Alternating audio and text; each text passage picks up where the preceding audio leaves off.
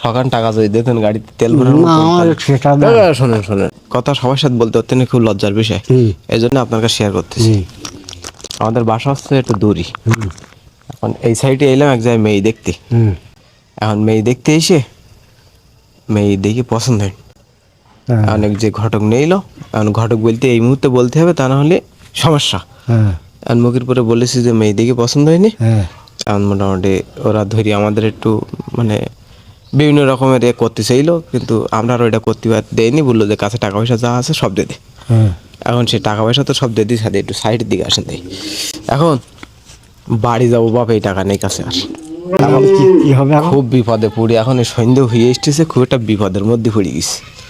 এখন যদি আপনি আমাদের একটু হেল্প করতেন, মানে আমাদের যদি একটু উপকার করতেন, অন্তত সকাল টাকা যদি দিতেন গাড়িতে তেল ভরার মতো। শোনেন শোনেন, আমাদের নেই, আমরা জমতে খাই। জন দেখান তা সে ঠিক আছে। এখন খুব বিপদে পড়ে গেছে, আপনার বলতেলাম একটু উপকার করা যায় না? না, আমি পারবো না। সত্যি পারা যায় না? আপনি রাগ করে বলতেছেন না, মনে থাকবে